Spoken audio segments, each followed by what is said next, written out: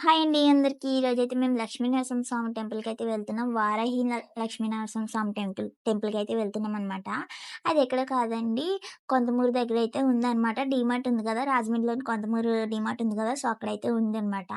ఆ టెంపుల్ ఇంకా పూర్తిగా కట్టలేదు. కాకపోతే దర్శనం చేసుకుందాము, ఇంకా పూజలైతే చేస్తున్నారు కదా!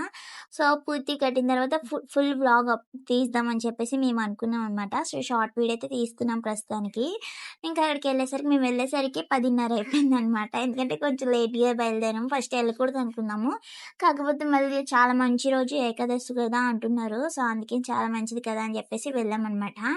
సో, ఇక్కడికొచ్చేసరికి మెట్ల పక్కనే కొలను ఉంది. సో, కాళ్ళు కడుక్కొని పైకెక్కుతుంటే ఫస్ట్ కాలిపోయినియి కాళ్ళు కడుక్కోకుండా ఎళ్ళేటప్పుడు.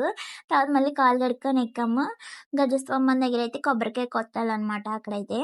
సో, కొబ్బరికాయ ఫస్ట్ ప్రదక్షిణాలు చేసి వద్దామని చెప్పేసి ఫస్టయితే ప్రదక్షిణాలయితే చేశాను.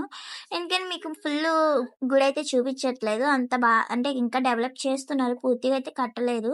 సో, అందుకని. ఇక లోనకొచ్చేసరికి చూసారా ఎంత జనమున్నారో, ఇంకా వస్తూనే ఉన్నారనమాట. మా ఎనకాలైతే ఇంకా చాలా మందున్నారు.